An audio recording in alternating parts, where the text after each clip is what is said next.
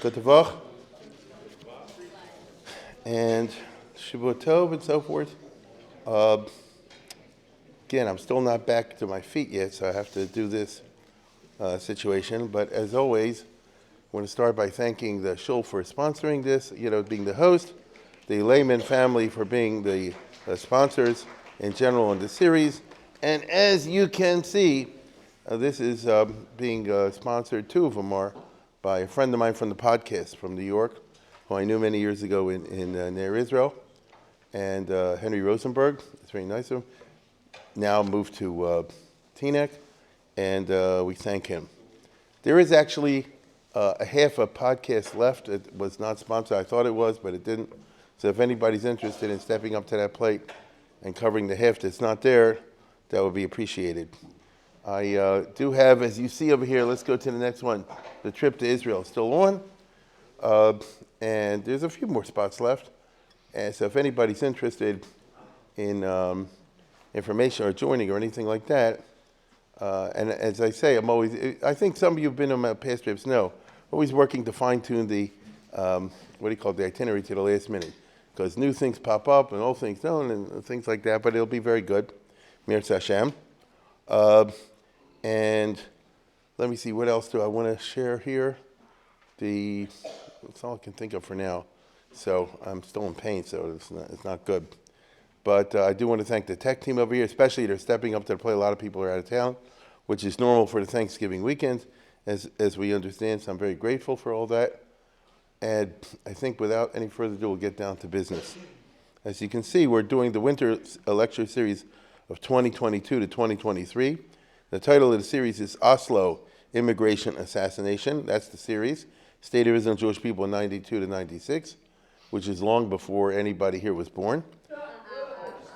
And tonight's lecture is called Polarization followed by Assassination in 93 to 95.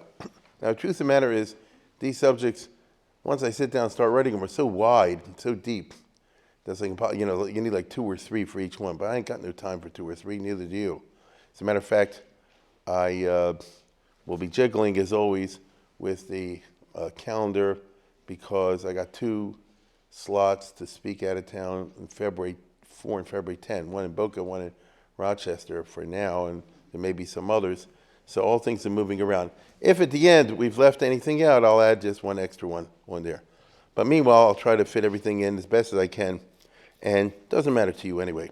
Now, but as you see, I spun it in a certain way, because that's what I think, as a polarization followed by assassination. Because, of course, the assassination of Yitzhak Rabin, which is a one-time deal, didn't happen in a vacuum, okay? So I'll have to speak in general terms before we get to the specific. Here we go. Democracy is a wonderful idea, but it's a delicate plant, okay? Somebody once said it's the worst of all the systems of government except all the others. So you can say all you want about democracy. Now, of course, in Baltimore, we have a perfect democracy with no corruption whatsoever. But I'm speaking away from Baltimore, right? And I'm speaking in other states. But it's a delicate plant. And it requires ingredients like our plant does. A plant can't live without water, without sunlight, and other things. Democracy, if you think about it, down the ages, those who have given political thought, philosophers and that sort of thing, always realized that democracy requires, above all, political maturity and political wisdom. Now, how many people have that? Not all the voters, okay? Now, in other words, democracy has evolved in the last 200 years or so in a direction that it wasn't originally supposed to. When this country started, it was supposed to be for educated people, property-owning people, people have a stake in the status quo, and so forth and so on. It has evolved to one man, one vote for everybody, no matter who you are and what you are, which, of course, has led to the situations we all know that, I don't have to pay any taxes, but I can vote and demand that I get more money from the government. So in other words, it's not in the old system where if you're a property owner, you're going to have to pay the taxes, therefore some kind of budgetary restraints. It's the other way around. So this is how it's evolved. But nevertheless, it's the theory of democracy was always based on the fact you have intelligent voters. It's not based on the fact you have unintelligent voters, and simply because they're people, they get to say what's going on. That has never been the theory of democracy, although that's what it is today. It requires, if you think about it, a democracy to be successful requires voters who have a classic, a liberal education with the training and maturing of the rational faculty.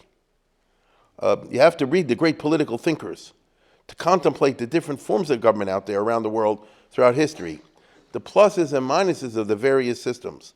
Now, nobody does that. Who here has read any of these guys? Okay? Now, let me put it this way. Maybe some people here, I'm going to give you a compliment, maybe some people have read some of this. But, most of the voters never even heard of them. And even the Federalist Papers, which the truth of the matter is, every American citizen ought to read the Federalist Papers. Don't you agree with that? That's what this country is founded on. Forget Aristotle. But they should read the Alexander Hamilton and John Jay and all this kind of stuff, because that's where you live. That's what I just said is water, in the back. And it's never going to happen. Fragility is a term to keep in mind in democratic societies, which depends always on the minority going along with the directives of the majority, with the expectation, of course, that one day they shall be on the other foot. So right now, this party's in power and I hate it, but tomorrow I can win the election, I'll be in power. You see? This is the theory of democracy. And I would also add that they came up with the idea of rove as a majority. You see? Democracy means rule of the people. How do you have the rule of the people? How does that work? So you say, well, the majority. Well, majority not exactly rule of the people. Was it 51 versus 49? It's a majority of the people, you see? But what am I supposed to do? You see, that's what we have to be pragmatic. Got to come up with something. So over the course of history, the way it evolved is a majority principle. When the majority votes for something dumb, all the philosophers used to say, oh, there's just a majority of noses. You get it? There's extra people. When they vote for something right, you say, oh, look how smart the people are. But you're going by the principle of the majority. But the theory is, of course, that the majority is not going to gain power and then say, okay, now that we have control of the government, we're going to shoot the minority. There are countries where that happens, and you can say like this, it was democratic. It's 51% voted for it to shoot the 49%. Somehow or other, that's not what they meant by democracy. You understand? So it's not simply the rule of the majority. That's what I mean to say. It's complex. It requires maturity. It requires something education. You got to read some of these guys, okay? Now, so it depends on with the minority endeavoring. It's a tricky process. It requires, if you think about it, I'm getting real now. For a democracy to work, it requires a lot of negotiating between the majority and minority, with the majority endeavoring to win the agreement, or at least the acquiescence of the minority. If you go too far, you end up with a polarization. This often has required the majority modifying parts of its programs to win at least the acquiescence of the minority. For example, the New Deal with Franklin Roosevelt. If you know, and he introduced a lot of changes. But if you know the nitty-gritty, he always was negotiating with the other side, and he would give a part of his program in order to get them to agree to the remainder of his program. You understand? Which is, now, when he didn't do that, he got a mapala. So there are times where he says, I'm just pushing this through, even though the other side doesn't want to win. So here's the famous election of 1936. Look at this. He won every state. That time, red was Democrat. Okay? So Roosevelt won every state except Vermont and New Hampshire. That's quite remarkable. Agreed? Then when it was over, he said, I guess, okay, now I can change the Supreme Court. He didn't have a group behind him. The public didn't want to do it. You understand? The public didn't want to do it. So he tried to ram it down. It didn't work. Now, I can understand. If I won, 99% of the public, here's a good trivia question. What percentage of the vote in South Carolina did Franklin Roosevelt get in the presidential election of 1936? What's the percentage? And the answer is 98%. And this wasn't Hitler. He really got 98%. You see? You don't realize so he had a tremendous hubris, as you can understand, right? But it didn't work. Abraham Lincoln, by the way, tried to negotiate. Those who know Abraham Lincoln know he didn't say, I want to get rid of all the slavery. That's pushing it too far. I just don't want to expand it into new territories. You see? Why? Because he didn't want a civil war.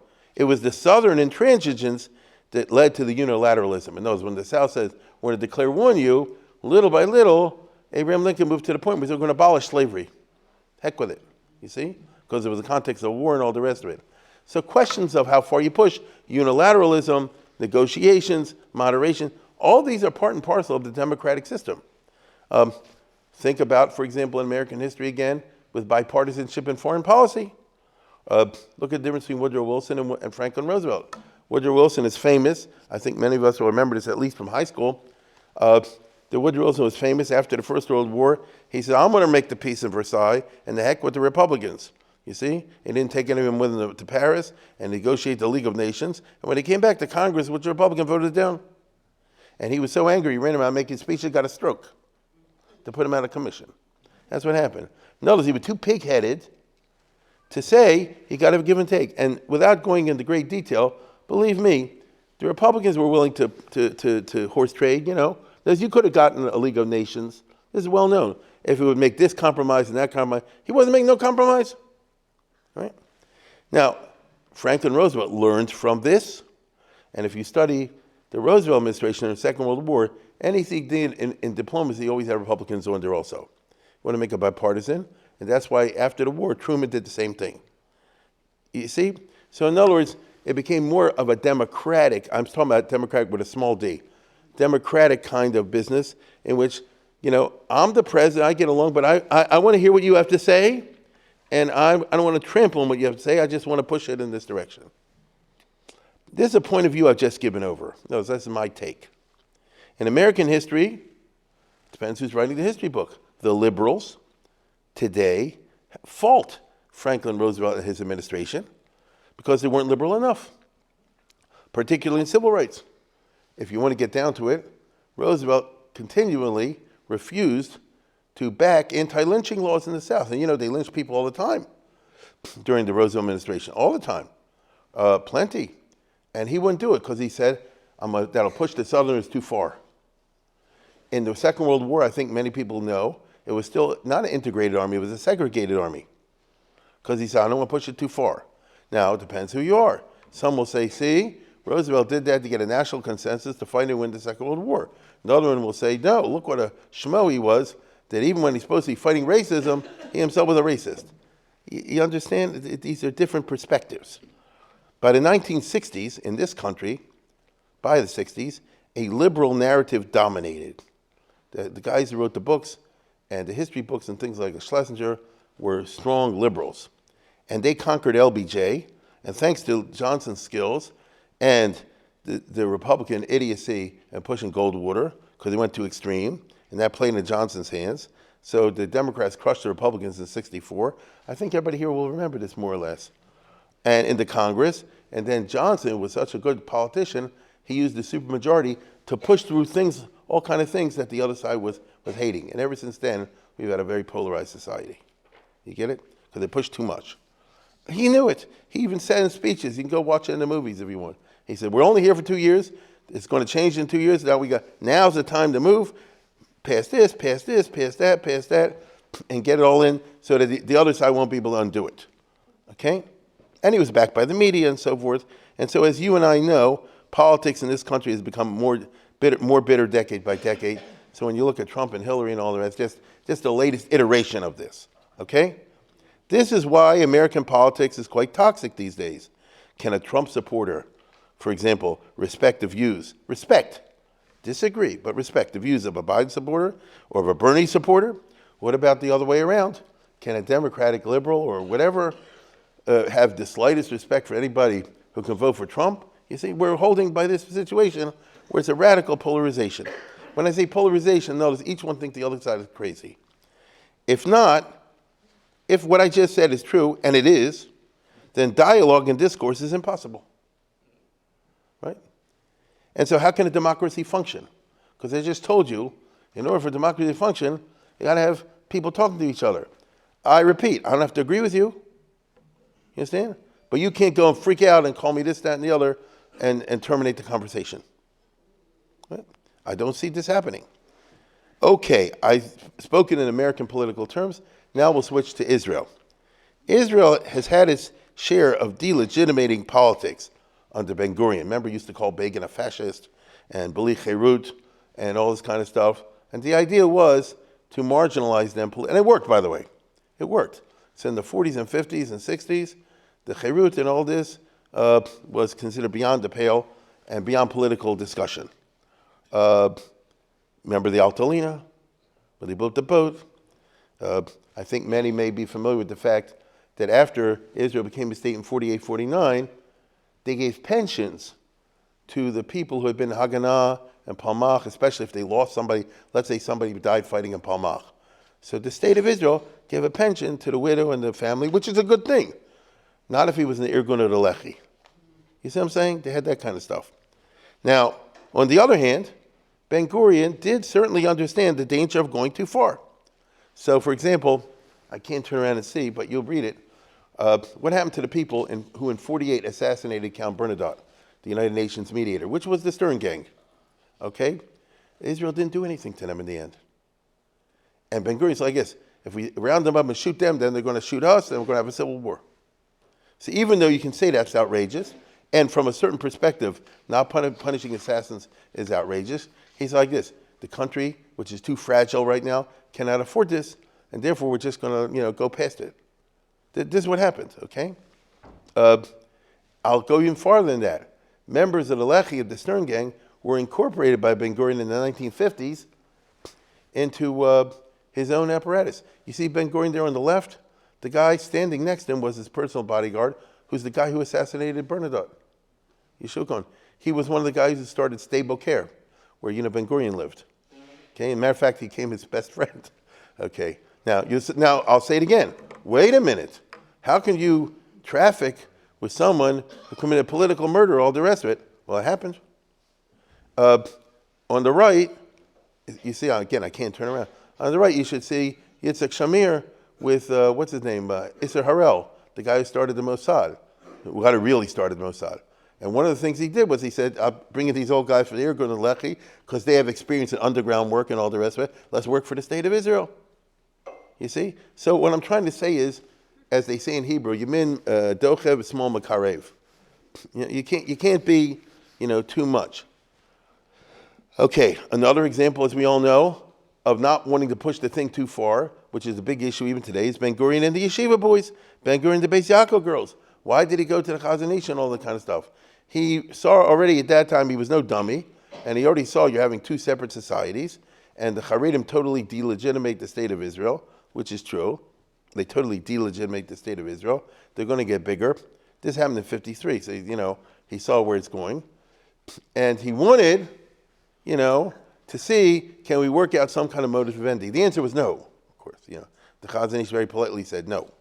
But I'm just saying that he saw how you're going to have a country in which half the country doesn't believe in the other half of the country or something like that, which is a problem you have in Israel down till today, as we all know.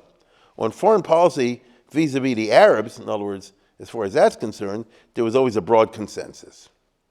The Haredim knows because the Arabs want to kill you. So that's why I think many of us remember they formed the National Unity Government in the Six-Day War, remember? Because they said, I guess, this is already Sakonis Nefashos, and so all the little things we fight are put aside. So that's a sign of a functioning democracy. You understand? Where the opposing parties will say, but here we agree on the basics, so we'll put aside the unbasics to concentrate on the basics. If you want, you will possibly remember that in World War II, the Conservative and Labor Party joined together under Churchill on National Unity Government because they said, I guess, fighting Hitler is more important. After the war, we'll go back to fighting each other. Fighting Hitler right now is more important. It's one of the reasons they won. On the other hand, as we saw, you understand what I'm saying? The Mapai and the Cherut basically saw alike. Not entirely, but basically saw alike that they don't want to be killed by the Arabs. On the other hand, after the Six-Day War, as I mentioned recently, there were thoughts of a loan plan, things like that they'll give up part, they'll give to Jordan and all the rest of it. And if you recall, this led Begin and the Cherut and his party at that time, the Gachal, to leave the government. Okay, so you had strong disagreements. On the other hand, push never came to shove because Lamaisa, the Golden Mayor government, never did yield an inch. So the consensus did not crack. Okay? In other words, this is when Nixon was president and the U.S., was pressuring them to make these peace deals and give up land for peace. And at one point, Golda Meir was the prime minister, said, at least we'll think about it. You know, it's complicated because she told somebody, I'm not going to give anything, and a bunch of high school students wrote to her from all Israel, we're not going to join the army, if that's your attitude. So she backed off, and then Begin said, oh, in that case, I'm out, and so on and so forth. That's the yesteryear. So the consensus didn't crack. But after the Yom Kippur War, there was squawking between what we would call now the right and the left. First of all, over the Kissinger disengagements, but they involved giving territory far away from Israel, in the Suez Canal, place like that. If anybody's old enough to remember, you already started to have Hafganot from the Gush Amadim and this types, against Kissinger and against Rabin and all the rest of it at that time, pretty strong. But again, they didn't go overboard because they were fighting over they should withdraw from the Mitla Pass, from a piece of the Golan Heights, but not the whole thing. And there was also squawking over the Shtachim, because Rabin and Peres at that time were interested, as I've explained, in cutting some kind of a deal with Jordan and giving back this, that, or the other, something back, in order for a complete and total peace treaty. Right? That's how they saw things. And the right, of course, saw things the opposite. Anything you give up to them would be a death threat. And therefore, there was violence. But they never did get around to negotiating with Jordan in the short time that they were in office. Rabin was in the first time from 74 to 77. That's about 3 years. And they spent a lot of time with the negotiation with Sadat, and a lot of time there was a disengagement with the Syria, and back and forth, and it didn't happen. If he would have been reelected, it would have happened. Now, even so, the prospect of this happening led to the settler movement, which Rabin opposed. So there was huge. This is the time when they had the Mitnachlim, when they started the settlements in a big way.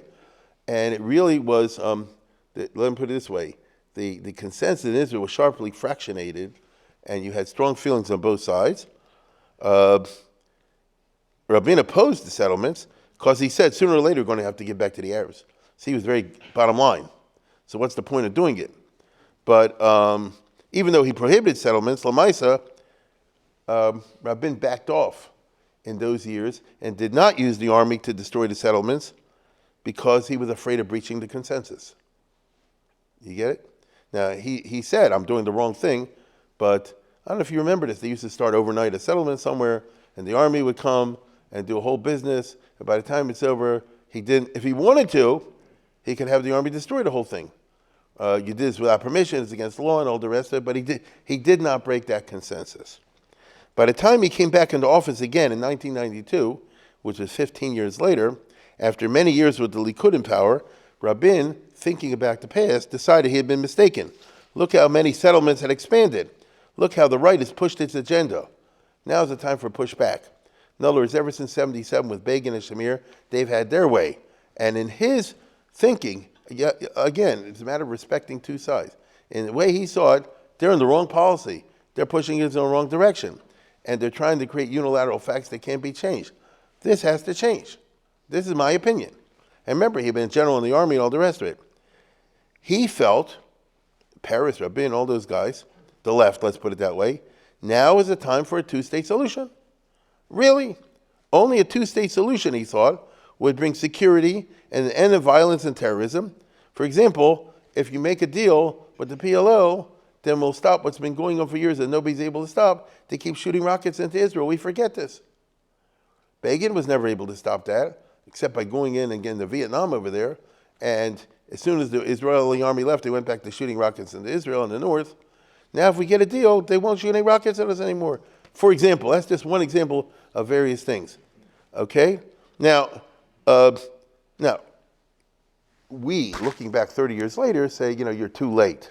By then, you already had Hezbollah, and they undertook that role, and it's an unsolvable problem today. Correct? I mean, next time they start shooting rockets and Israel shoots back at them, I think everybody knows they probably have close to 1 million rockets. I don't think I'm exaggerating. I believe they have some crazy number over there. Now, more rockets than the rest of the whatever. I'm just saying it's a crazy number. So what happens when that happens? You see what I'm saying? There's no Iron Dome against 1 million rockets. So I'm just saying things have escalated to that point, which, by the way, is why Israel backed off the other day in those Lebanon negotiations. You understand? They don't want that again. Now, but I'm talking about the way Rabin thought. He didn't know this at that time. He didn't know this. Back to the PLO. Rabin and Peres were convinced that the PLO was going to settle for the Shtachim, and the PLO was going to cooperate and make a two-state solution. That's what they thought, okay? They knew that the right wing of the Israeli population would freak out, but they attributed this to the fact that the right wing had never actually negotiated face-to-face with the PLO. The right wing did not understand the mentality of Palestinians. To Rabin and Peres, the way they understood it, the Palestinians had given up and decided, like the Jews in 47, to settle for half a loaf and make it prosper. That's the way the left saw it. That's the meaning of a two-state solution. Let's say you agree with a two-state solution. There'll be Israel, there'll be Palestine. Israel will do its thing, Palestine will do its thing. They'll cooperate with each other, however it'll work out. They'll concentrate on making their economy good. They'll concentrate on making their economy good. The Israelis would like to control the Yehuda v'Shomron, and Palestinians would like to control Tel Aviv. But this is the way it goes. You see? And it's not going to happen. And just like I'm making do, I agreed that I get half the talus, you agree you get the other half of the talus. Now, that's how they saw it, okay? So, therefore, Rabin and Peres and their guys had no respect for the right wing, because in their eyes, the right wing had blundered into the Lebanon war and couldn't get out, which is true. And the rightist intransigence had led to the intifada, which could not be suppressed, and that's also true. And the right had wrecked the economy, which is also true. So the right, in their calculation, is incompetent. You know what I'm saying? You know, many people say, oh, Menachem Begin was good, this and the other. I get that, but you can always look at the other way. Especially if, chas v'shalom, you lost a kid in the Lebanon war, or one of these things, you know what I'm saying? You didn't see it that way, right? The contempt for the right was a mistake. I mean, Rabin did not even try to hide it. Nothing poisons discourse more than contempt, as has been the case in American politics. I'm looking around and I see a few faces of people I know who are suffused with contempt for the people of the other party, and therefore it's let me put it this way: it's from a point of view of a democracy, it's counterproductive. Okay, now I'll tell you why. In my opinion, that's all I can ever do. We have learned, those who are held in contempt because they cannot win in debate, because their axioms are mocked and not treated with respect, what those people do is withdraw from dialogue into redoubts, into fortresses. So you see over here the Scopes monkey trial. When that's over, Mencken, from the Baltimore Sun, H.L. Mencken, made Bubis Americanus. You know, these Christian guys are nuts. They're beyond primitive. Hillbillies is a compliment, you understand? And therefore is beneath contempt. So what did all those Christians in the South do? Culturally speaking, after the 1920s, for the next 50 years, they withdrew into themselves, living in these redoubts, meaning in their own isolated kind of cultural environments. They became an insular subculture with plans to one day emerge and displace the dominant culture through demography, becoming large voting blocs whose sheer numbers would cause respect from the dominant culture, or respect the dominant culture would never grant them on its own merits. And this has happened. What they call the Christian right and the evangelicals and all the other business, right? You understand what I said? If you won't respect my ideas, then the heck with you. I'll retreat into my corner and I'll come back bigger and stronger. And then I'll either make you respect what I stand for, or I'll knock you out politically because I'll outvote you. That's what happened. Now, the South is the poster boy for this. Okay. In addition, I mean, let's put it this way. You'll see in a minute. This is what I just described happened around the world, not only in the USA. It happened around the world, and it dominates the cultural and political problems that we live in today. Maybe you don't think about it or something like that. That's my job here. In addition, so what they did is they created their own subculture with their own education systems, through churches, through camps, through this, that, and the other, youth groups. And let's put it this way, and you can have your own colleges. Don't they have a whole network of these evangelical colleges all over the country? What am I thinking of? Roberts? Oral Roberts, those kind of, there are many of those, okay? So in addition, once you have educated, listen closely, once you have educated a mass of young, indoctrinated, idealistic young people, they can run for office and push their countercultural agenda. If the dominant culture disses them, they can create their own parallel subculture, complete with all the institutions of the dominant culture. And that's what's happened. You have it. You own your TV stations. I'm gonna make my TV stations. You have your press. I'll make my own media. You have your games. I'll make my games. You see, I can do it. But you end up with a fractured polity, with two sides, with very different visions and agendas. Politics then becomes culture politics. Culture supplants economics and multiculturalism as the most important factor for voters. And that is the world in which we're living in right now. Okay? We know this.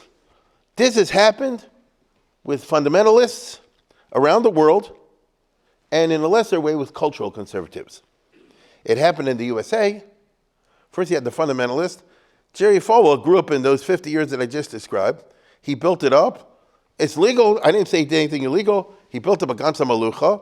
And then he was able to put Reagan and these other guys in office, and they've been doing that ever since. Wouldn't have happened otherwise, okay? Now, what does that mean? They have their own college, their own university. It's like a yeshiva, you understand? It's a culturally insular. You march to your own drummer, and you say like this: these movies are no good, these movies are yes good, this guy is no good, this guy is yes good. Looking from their point of view, and they were successful. Second, it happened with the cultural conservatives. In America, in other words, when the liberals took over the media, dominating the 60s, and afterwards, they made it that if you say something conservative, you're like a behemoth. So what they do, they made Fox News, at Talk Radio, at Breitbart, Claremont University, a whole parallel culture. So Rush Limbaugh is nothing but a face of this. You understand? And although it drove the liberals crazy, it had zillions of listeners and things like that, right? So the idea goes like this. I'll force you to have respect for me because I will have power. I'll have numbers behind me. And you guys out there are a bunch of jerks. You condescend to me and you don't have any respect. I will force it because you'll have no respect if the only thing you respect is power, and the only power you have is in numbers, that I can show is in numbers. And they'll do it. The power of resentment, as we know, can be huge. That's how Trump got elected. I mean, seriously, why did evangelical Christians vote for Trump? They knew, and he was admitting it. He said, I haven't lived a model Christian life. You understand? No, well, you see, but if you laugh, you're missing the point. He said, I haven't lived my life. But I support your agenda, and if I'm president, I'll push your agenda, which he did, okay? And that, so in other words, they were intelligent voters in that way, that I don't care what the personal lifestyle of the person, as long as he delivers what I want him to deliver. It's like if the yeshiva would say like this: I'm going to support a politician who's going to vote in Maryland, I don't know, for tuition credits or something like that. Even if he might be Eisvarf or she might be an Eisvarf or something like that, but I'm not voting them for my son-in-law. I'm voting them for governor, for mayor, for this, for that, and the other. So this is what we call transactional politics. You get it? So Trump and people like that is a manifestation of all this, and let me put it this way: there were no smiles and smug on the night in 2016 when he won. You see? And I tell you right now, it gave the conservative a charge like you never saw before. You get it? They had revenge. You see? These are culture matters. They're not economics matters. Now, in addition, this has happened in the Islamic world. Okay? That's why you have all the terrorism, jihad, and all this other business, because the whole Islam was looked down upon from Western perspective. And they dress funny, they believe in funny stuff, they do funny things, they don't treat the women right, I don't know, 1,000 different things. And they said, oh really? They withdrew into themselves, they built up a huge thing, they also got the oil, and now they're out there, and nobody is making fun of Islam. You see? Nobody's doing that. It happened in Israel and in America. First the Frum. This is exactly what happened to Orthodox. They were, 100 years ago, dissed and made fun of and, deracinated and déclassé and all the rest of it. The Orthodox withdrew into their own redoubts. They built up their own institutions of parallel culture. They're still trying to do that. And then they emerged from that parallel culture now, and all of a sudden you want to run for governor of New York or something like this. There's a million Hasidim out there, you better dance the dance. You understand?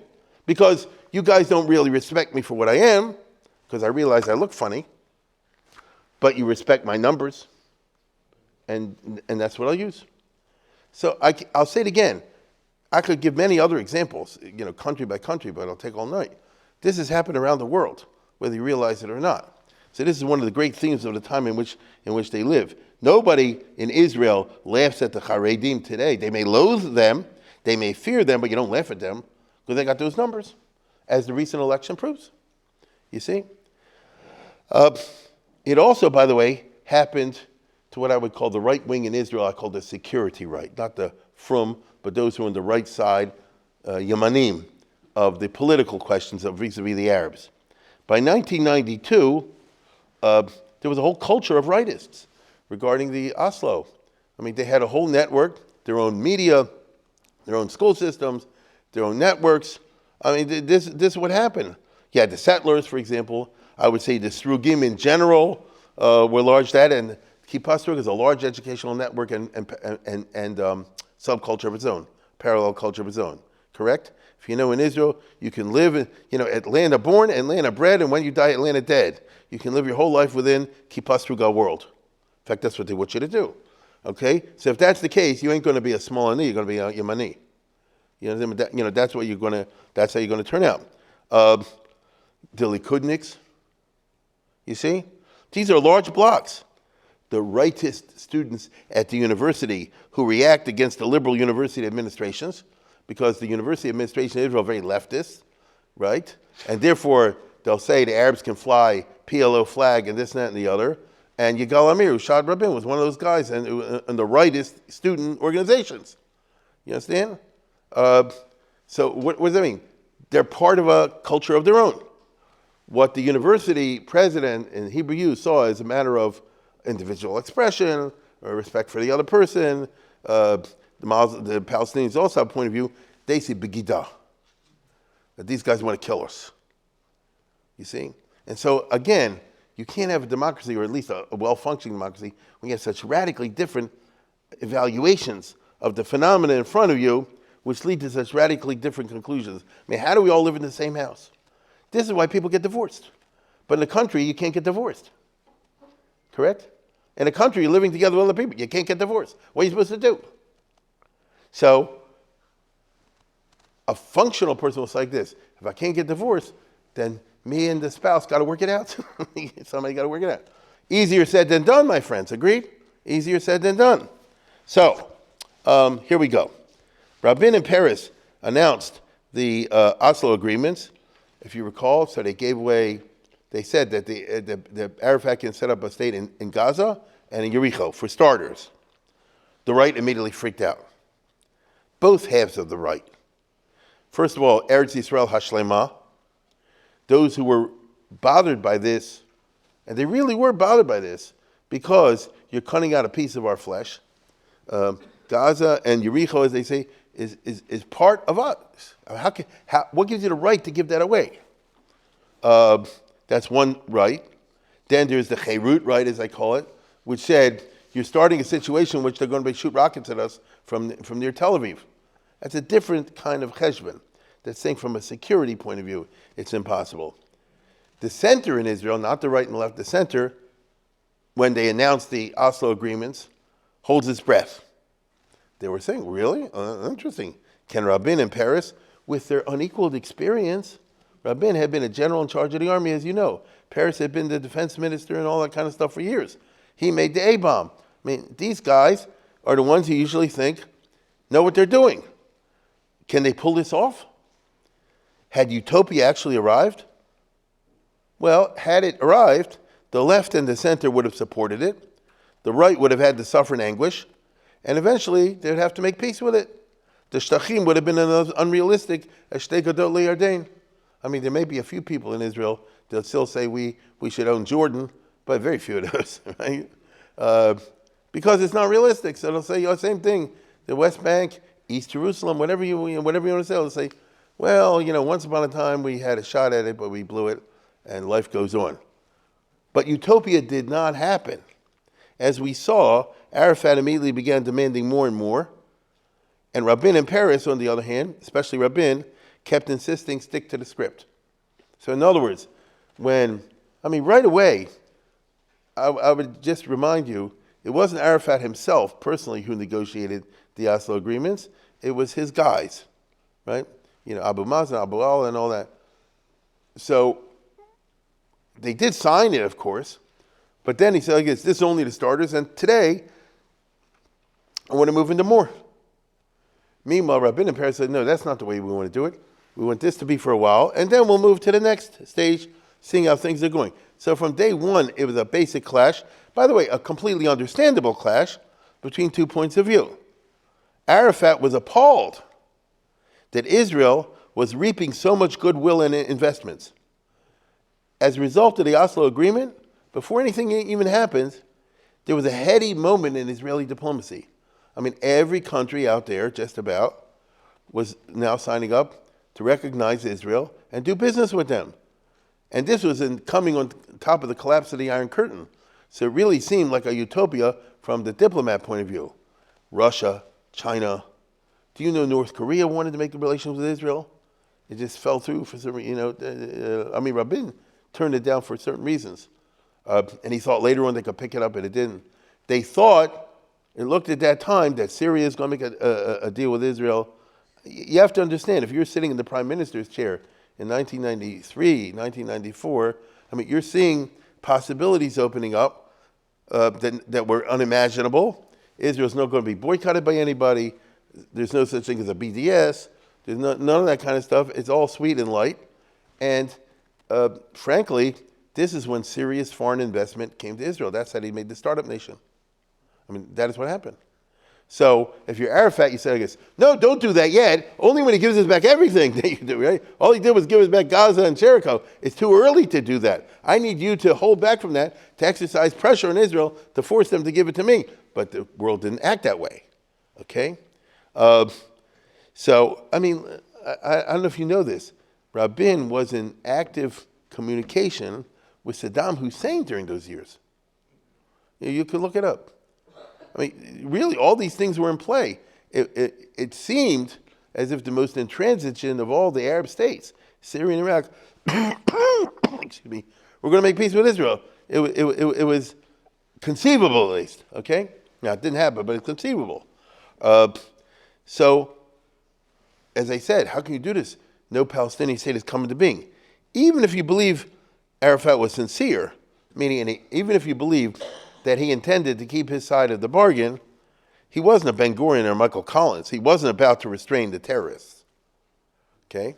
On the contrary, terrorism, which he could plausibly deny, and I discussed that, in his way of thinking, would afford him an Algeria without suffering the consequences. Notice, I'm negotiating where I've been in Paris. I'm always asking for more. If the terrorists, who I'm not sending, are blowing up in Israel, that'll push Israel to make more concessions. That's the Algeria way of thinking, okay?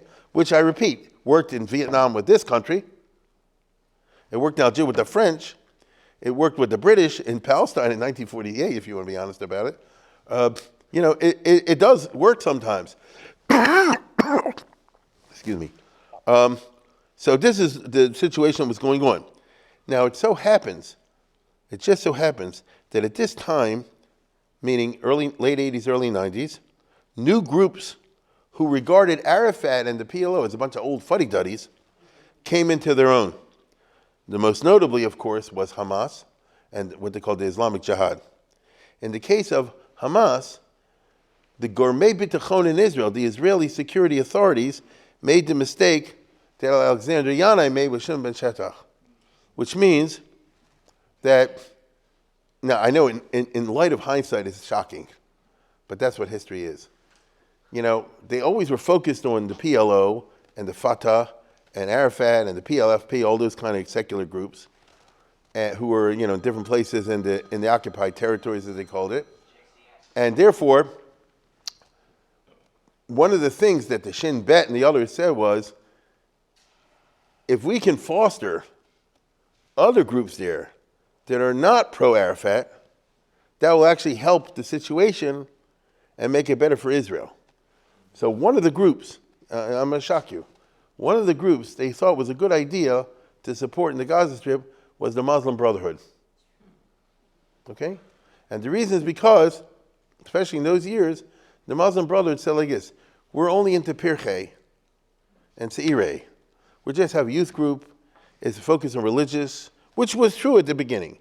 Focus on religious, it's building local youth centers, encouraging kids to go more to Islamic davening, that kind of thing.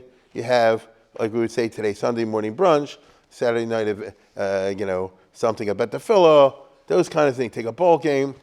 So from the point of view of the Israeli military authorities and security authorities, what they call in Israel, Gourmet Bitachon, this is a good thing. Matter of fact, I'd rather the local kids in the neighborhood follow this rabbi, or in this case, an Islamic clergyman, and as I can say before, go to extra davening sessions or extra learning sessions, than join this guy and that guy who are active terrorists and will show them how to blow up, and do violence. And so Israel supported Ahmed Yassin and people like that, seeing them as relatively harmless in the overall picture. These guys played the long game. You understand? They said, let me build up an infrastructure. Let me get the kids who are following me. If you have a kesher with a rebbe, as they say, it's very tight. You see? As you can see, he was blind, he was paraplegic and all the rest of it. And although he had 11 children, in other words, he had his issues, but he had a brain, he's functioning. And he little by little was just planning the whole thing out. And the Israelis were completely taken by surprise. And more than that, he studied Israel very closely. He read everything he could on them. He understood the way they thought. And therefore, he studied also how they caught the others, so that in my case, they won't catch us. So they were better in compartmentalization. I'm not giving a counterterrorism course over here, but I think you can just, get the general idea. He tightened things up a lot. So this is the famous mistake that Alexander Yana made with Shimon Shatach. He said, let the Jews set up yeshivas and things like this. He didn't realize they're creating the Haredim at that time, which would overthrow or attempt to overthrow the Yanai government back in the Hasmonean times. Now, a guy like Yitzhak Rabin should have been the right pick to fight terrorism. But that's not how things turned out. It appears that asymmetrical warfare was not Rabin's thing. Rabin, as you know, had been the general in charge of the Israeli army at the Six-Day War. He had a very distinguished career prior to the Six-Day War. Again, I could give you a lot of details, but I won't. I'll simply say he perfected their training. He's very good at that. It's the old question of any school administrator. What's the right proportion between strong and weak students, good and bad students? Correct? It's an art form. I'll give you an example. 20 good students, you can put one bad one in there, because they'll be must be on him. 2 or 3 bad students, you got to sell already, won't be good. You follow? You got to know how to do this sort of thing. It's the Ketoris principle, we call it. Now, Rabin was good at training and good at military operations. Asymmetrical warfare is different. Counterterrorism, that's like, you need people who specialize in that. In general, Israel had to change its assumptions regarding terrorism. I would even say that the Shin Bet actually believed in the Oslo process, and they thought now things are going to wind down, where the opposite was happening. They were not in the right cultural mode. The Shin Bet, the Israeli security people, were not in the right mode, and they acknowledge this today. They'll write the memoirs, they say we were caught off guard. So in other words, today they're a lot smarter, which is why you have these TV shows like Faduda or whatever they call it. But they weren't then, right? But they weren't then.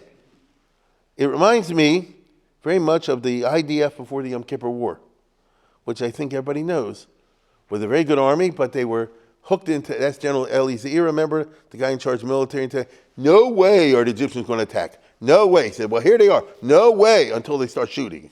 You see?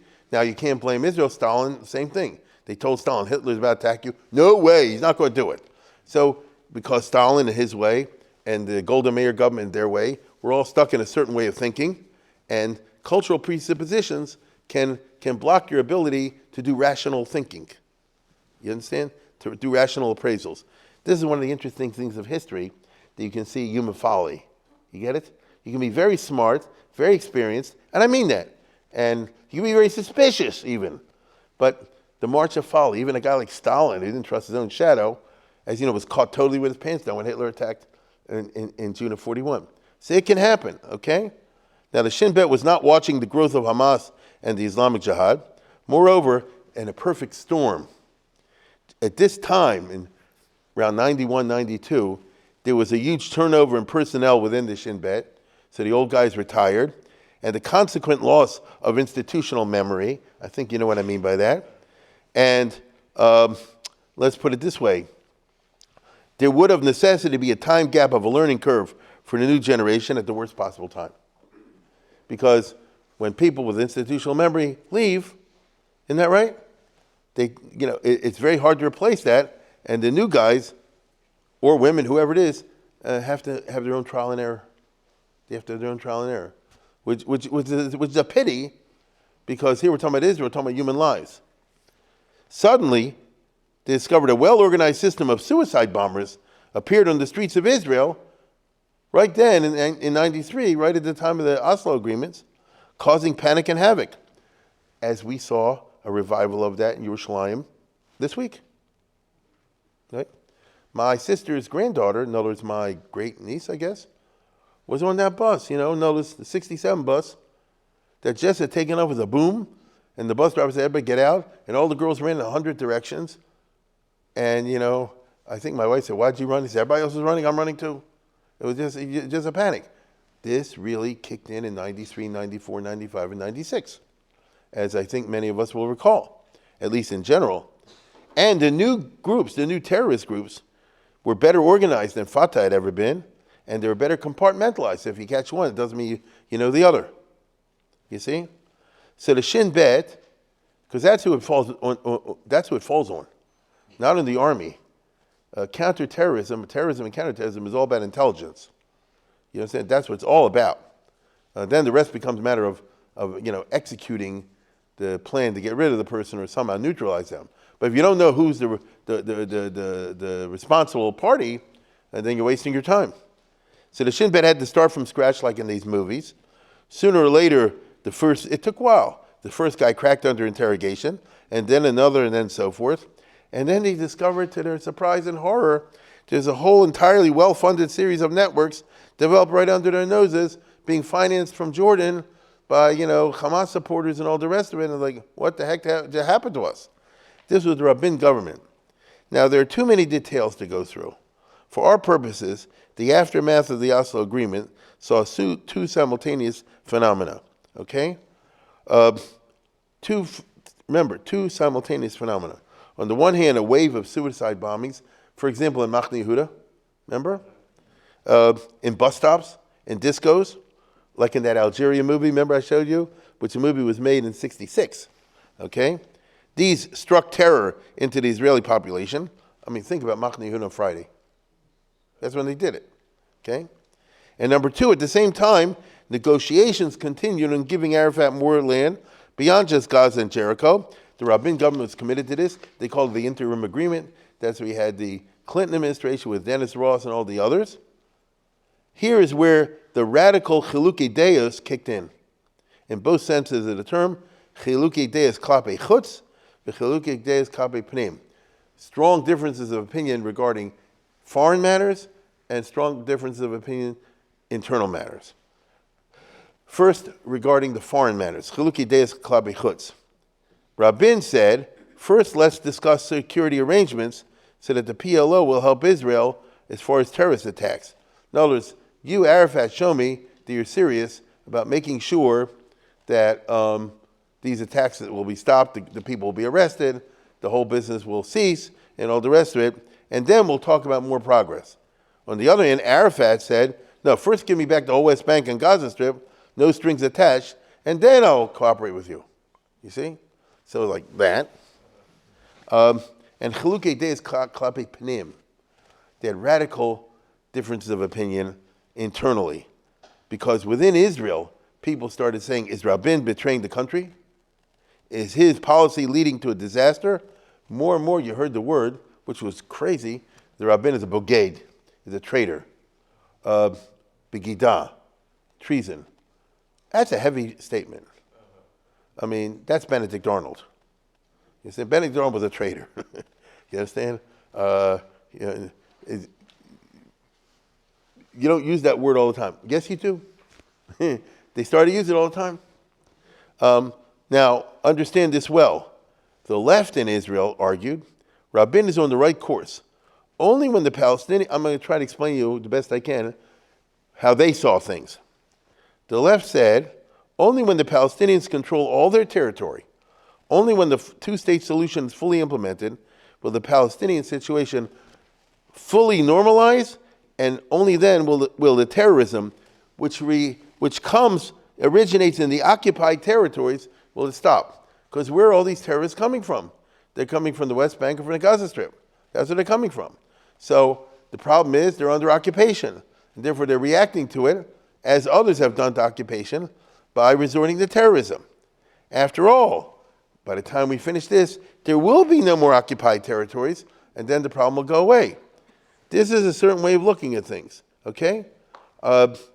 If you think about it, it's a little bit like the Hitnat Kut was later on. You understand? We don't want our guys in there. When they have their thing over there, that'll be the end of the problem. The right said, you're crazy. Baloney. To the Palestinians, Tel Aviv is occupied territory. Terrorism will only get worse when they have a Palestinian state, because they want to get rid of everything. How do you say from the river to the sea is just one Palestine? In addition, the right said, are you, Rabin and company, going to uproot the settlements? Imagine how that would have turned out if he had done that in the 1990s. Do we remember the agony of the Hitnat Kut a decade later, in 2006? Here's a couple of pictures I just pulled from line, right? Now imagine this would have happened under Rabin. Of course, as you know, it happened under Sharon later on, right? Who was head of the Likud government. But take a look, one picture after another. Go on.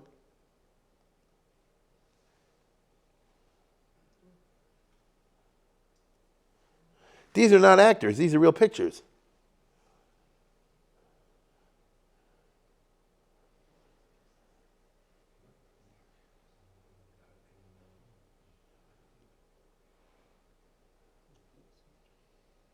Now, in addition, now stop right there. In addition, this led what I call theological agony. If you read, this is from Sherlow, if you read Sheilud Tshuvat Hitnat Kut, these settlers, from the Gush Katif and all this, they say, how could God allow this to happen? How could the state of Israel allow it to happen? I myself visited a couple years ago a new settlement, mamish on the border of Gaza Strip in the south, though. The whole group of these guys, whole Kippah Struga operation, very from, they don't say the prayer for the state of Israel. They don't say, let me finish. They don't say the tefillah for Medina, and they don't sing Hatikva. They do serve in the army. Hear that? And this is Hakshama Atzmit. They live on the border.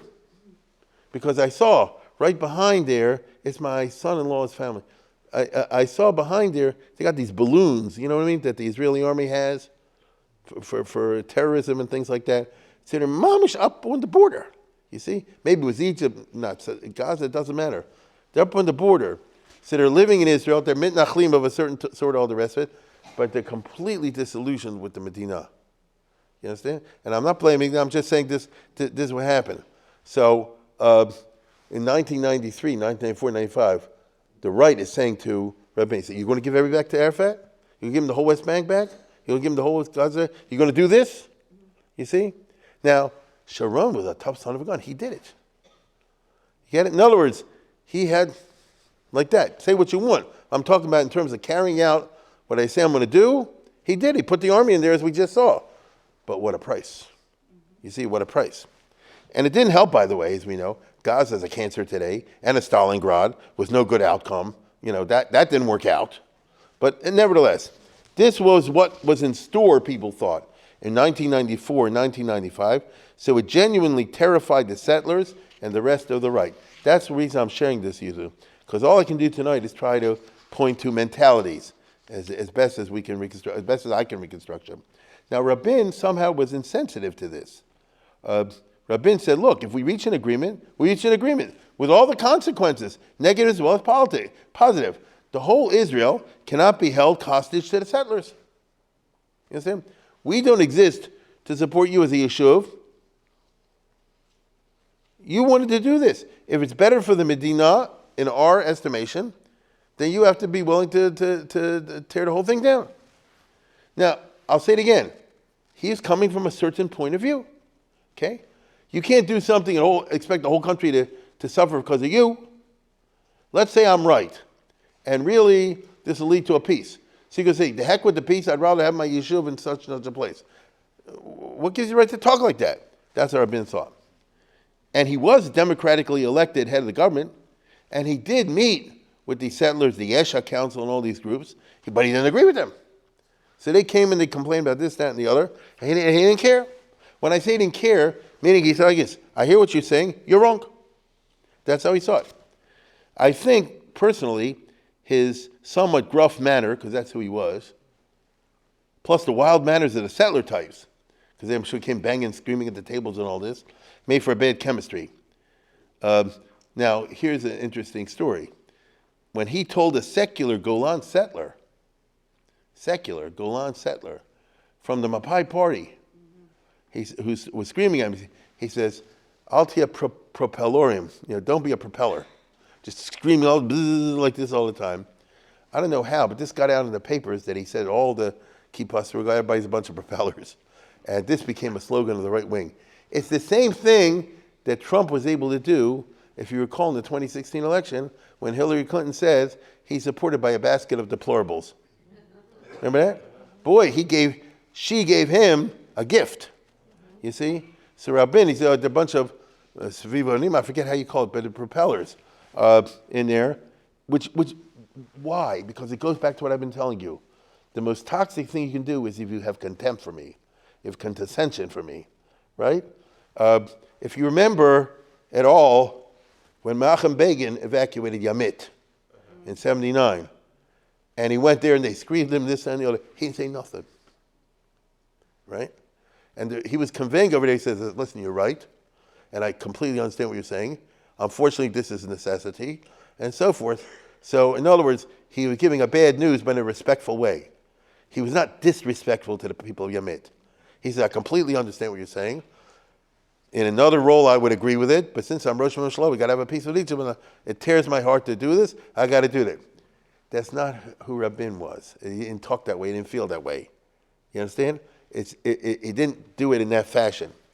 The story took on a life of its own, and everybody believed it all. He said all the settlers are propellers, which is a very condescending assessment, although it is deeply held by the Haaretz leftists. Okay. Now, the right, at that time, was led by a young guy called Bibi Netanyahu. This is when he started out. Shamir was out. He was a colorless 79-year-old exhausted volcano. That's who he was by then. Naturally, Bibi, at the beginning of his career, wanted to lead the Likud back to power. That is what politicians do. And so he concentrated on a political campaign to oppose the policy of the Rabin government, which is completely legal to do, the same way that the left opposed Begin's policies. You can do that in a democracy. Now, Rabin, here's what gets tricky. Rabin had started, we go back to arithmetic. I think because we had so many elections, everybody in this room probably is familiar pretty much with the Israeli system, okay? So I told you, Rabin started his term with 62 seats, which is not big. It was 44 and 12, meaning the Labor had 44 and the Meretz had 12. That gives you 56. But that's not enough. So in the beginning, you had Avad Yosef. The 6 from the Shas gave him 62. Okay? Hold on. So as a narrow coalition, but in Israel's used to narrow coalitions. Begin at 61. Now, what happened was, about 6 or 8 months, something like that, after the beginning of the term, the Shas pulled out because Derry got caught with a hand in a cookie jar. Okay? I know you're shocked to hear that. Now, hold on for a second. So if I don't have those 6, then I only have 56. So how do I have a government? So look at this. This and this gives you 5. The 2 Arab parties. They didn't formally join the government, but they voted to keep the government going. So if somebody said, I'll make a vote of no confidence, you got to get 61, he got his 61 with the communists and with the Arabs.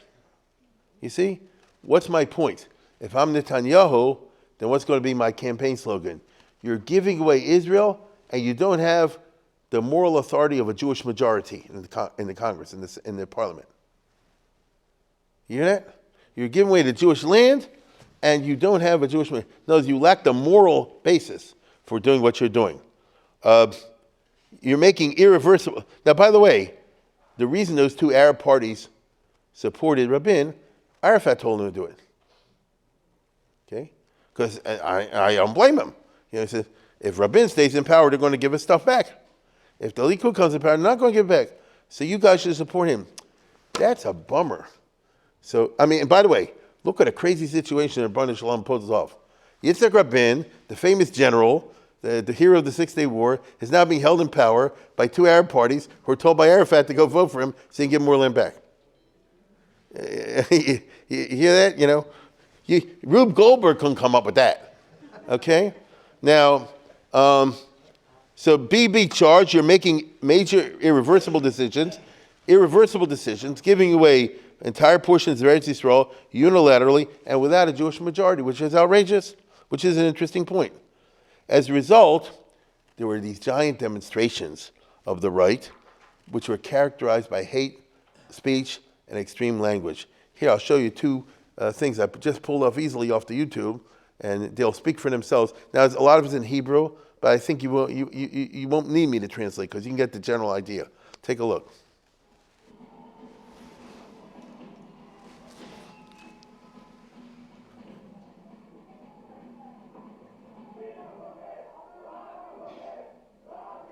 Rabin's a traitor, a bogey.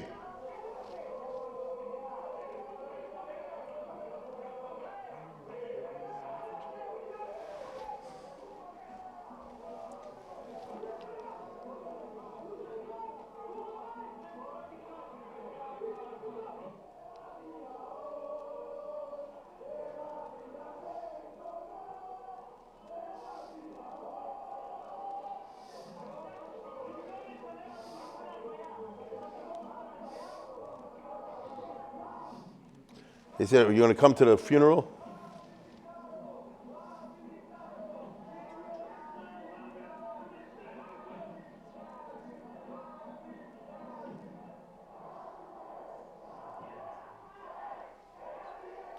That's Ariel Sharon.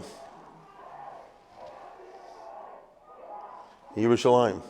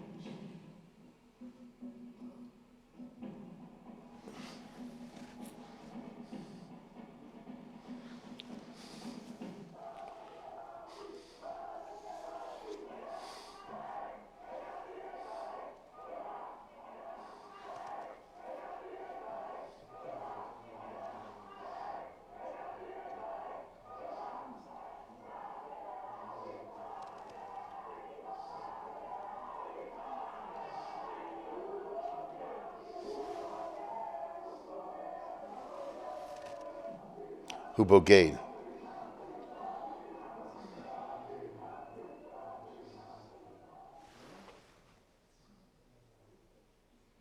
That it?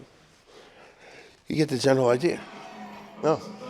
Here's the other one, right? Sorry.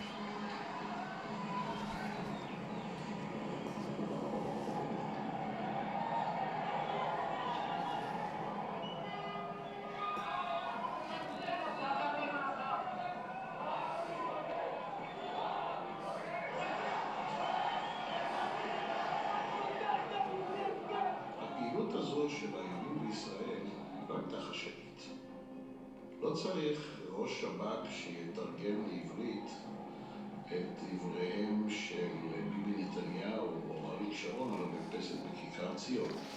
ראש האופוזיציה.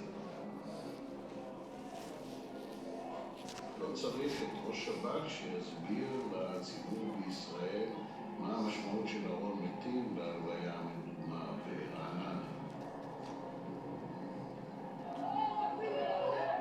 זאת אצלנו תנועת מרי אזרחית מגייסת את העם למאבק למען ארץ ישראל.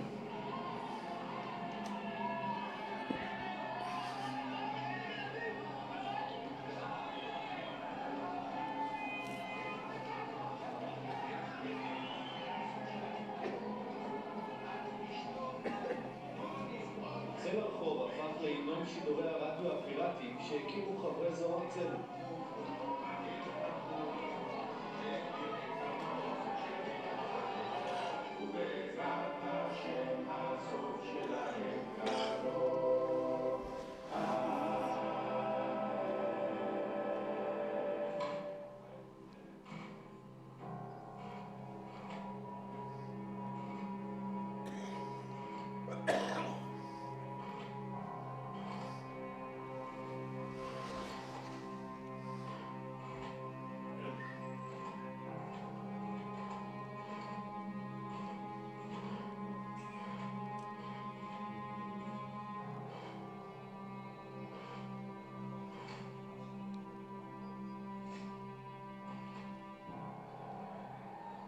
בסביבות יולי-אוגוסט 95, אני מתחיל להרגיש שיש לנו פה צמיחה של פוטנציאל לרצח ראש ממשלה.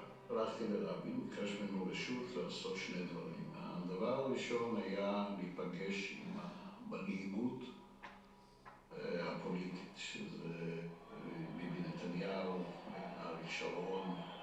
עם כל אחד קיימתי פגישה אישית במשרדו בכנסת, ודיברתי איתו על זה, אמרתי, תשמע, אתה מדבר על המרפסת, אני לא חושב, לא מעלה על דעתי שיש לך איזושהי מחשבה מה עלול לקרות. אבל הוא משתמש במילה רצח.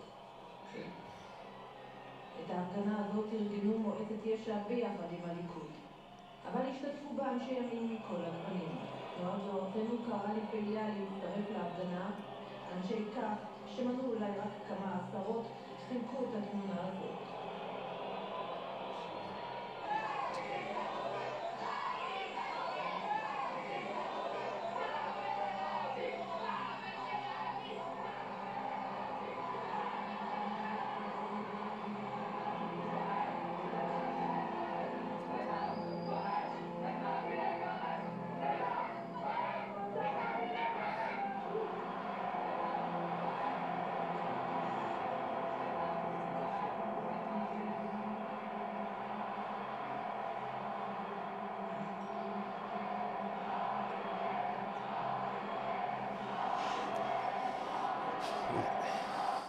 You can see the rest of it if you want on your own. But I wanted you to see an extended thing of this to show you have no idea how poisoned the atmosphere was. I think you can see that. And by the way, a lot of them are like I said, kippah go. Rabbis shoot their mouth off in these years. They say he's a rodev, he's this, me, you can kill him. Even though I want you to know, I mean, that's rhetorical. To be a rodev, you want to get technical in here, to be a rodev, you have a lot of tanoim that is exactly like Pinchas, and the thing has to be betoch hamachane, it has to be right at the time. It's not so simple just to declare somebody rodev, but it was turned simplistic. And therefore, the average person, including you here, don't know all the halachic technicalities. So if I say, the guy's a rodev, you say, well, the rabbi says he's a rodev, I'm going to shoot him. You understand? They did the Pulsa Denura, which is an Israeli shtick they invented in the 50s to put a curse on somebody, Kabbalistically. There's all kinds of stuff. Never was such a thing, but it worked. I remember they put one on the mayor of Jerusalem, 60s, for opening a mixed swimming pool, and he died like 6 months later. I'm serious. Do you remember they did one on Sharon, and then he got a stroke? They did one on Rabin, and then he got shot. Now, not everyone, it's not 100%, but let me put it this way. I don't want to be in the head, and what's the expression, in the gunshots, of that thing, the gun sights of that sort of thing. Now, wait a second. The right-wing rabbis and leaders expect, in my opinion, and I'm pretty sure of this, they expected that their followers are not going to take this literally. You get it? But I'm going to tell you something. Herschel Schachter, I think everybody here has the highest respect. I do. The greatest respect for him. Okay? And he's a tremendous person and all the rest of it. But he was in Israel this time. He said, I think they should shoot Rabin. You understand? Take a look at this. Go to the next one. The statement, now who wrote this up? Gary Rosenblatt, naturally. But never, it's a news story. So he said, the statement, part of a 39-second clip posted on YouTube, was from a discussion Schachter had earlier this week with American post-high school guys at Yeshiva Kotel, all right? And they pulled the YouTube. The rabbi leading thing appeared to be responding to a question about serving the Israeli army. It's from Herschel Schachter. And he said, first you have to know what the army is going to do. If they're going to destroy Gush Katif, there's no mitzvah to destroy Eretz Yisrael. If they're going to give away Yerushalayim, resign from the army, shoot the Rosh HaMemshalah, which prompted laughter from his... Now, you know, and now I'm going to be serious about this. He didn't mean go shoot Rabin. You know Rabbi Schachter is. You see, it was in the air. And historians will see things like this. They'll say, you know, the public discourse had gotten so crazy that people just said things even if they don't mean it. I don't believe anybody that was listening to Herschel Schachter says, oh, you should go shoot Rabin, because that's not who he is. I think we know him. You get it? But nevertheless, you see this. No one should go to the army, they're going to do Averis. We're telling the army, seeing the country secure, they're doing the right thing. I'm not sure the army's doing the right thing. We have to look into that. Let's go to the next one. Of course, go to the next one. When contacted over here, YU issued a following statement. This is what Schachter said, you know, when he got, statements I made informally have been publicly excerpted. I deeply regret such statements. I apologize for them. They were uttered spontaneously off the cuff and not meant seriously. They do not, God forbid, represent my views. Jewish law demands respect for representatives of the Israeli government, State of Israel, and Richard Joe. And I take his word that. But it goes to show you, Barazim Nafal shall have us ma yasu azuvik here. If people like that, right, make these statements, just, you know, you talk like this, then you see, is Hutter Ritzua, that the public discourse was nuts. Okay? So this is what I started with today. Democracy is a fragile thing, and if you push it too far, which often happens, okay, then don't be surprised at the consequences. That's what I'm trying to say. Okay. Now, get to the next one. Yeah, okay, no, let's go back one. So now 99%, now I want to be very clear about this. 99.9% of the people who listened to all these Rabbanim took this as rhetoric. Because it's not like everybody went around and shot, but all you need is one. You see? But Yigal Amir, as we know, did not take this as rhetoric. As a matter of fact, as soon as the Oslo agreement was announced, he decided to kill Rabin. He thought, like John Wilkes Booth, he's doing a mitzvah. Why did John Wilkes Booth shoot Abraham Lincoln? He's doing a mitzvah. Save the South. That's how he thought, right? Now, he tried to originally put nitro in Rabin's water supply in the house. Imagine that. You turn on the sink, boom. Okay? He wanted to shoot a rocket, a bazooka, at Rabin's car when it drove by, meaning he thought of all kinds of things before he ended up doing what he did, and finally got to shoot Rabin at close range, as I think we all know. I don't have the time to go into details, because that'll take another hour, the Rabin assassination, and I think everybody kind of knows what I'm talking about. The hour is late, maybe another time. Let me say this, because I'm going to get across tonight mainly philosophical points. That's my goal. At least I'm trying. I want to tell you something. First of all, I'm sorry to report, assassinations do work. When the guy, listen to this. We just finished the 20th century. When this guy shot Archduke Ferdinand, he did it, wait a minute, he did it because Austria-Hungary was holding Bosnia and Herzegovina, and the Serbs should have it. So what happened? As a result of this, you and I know, World War I broke out, and when it was over, Serbia got it. Go to the, here's Serbia before the First World War, and then afterwards, they got all this. Yugoslavia, they called it, right? In other words, it was brilliantly successful. The only thing is, 60 million people had to die in the middle. You get it? All over Europe. As we all know, the First World War, all the horrors of the First World War. And by the way, how many were wounded, gassed, and maimed? So 100 million people at least, 200 million people, their lives were wrecked because this guy said, I'm going to make sure Serbia gets Bosnia-Herzegovina by shooting the Archduke. So it was brilliantly successful. Okay? In the case of the assassination of Rabin, let's go to the next one. When he said, I'm going to shoot him, I'm going to change history. He did change history. From his perspective, I don't think he regrets it down till today. He said Rabin was going to give everything back. I stopped all that. You understand? So it's a dangerous thing I'm saying over here. It's very scary when you say that assassination works. We always look in Israel, they always say Menachem Begin's greatest hour, let's go to the next one, was when he said during the season, when the, what do you call it? The Haganah was giving over these guys and torturing them, giving over to the British. A guy died the other day, 100 years old, as we saw in the paper, 101 years old, who went through this. And Begin said, I guess, don't make a Milchemet Achim. That'll be worse. Okay? And that's considered, when he showed himself to be a statesman. Because usually head of a terrorist group say, you hit me, I'll hit you double. Okay? As a statesman. That's a very scary thought. Because we live in a very polarized American polity right now, as you can tell just looking at these two pictures. And believe me, Biden ain't so polarizing. You understand? But polarizing enough. So half the country hates this, and the other half of the country hates that.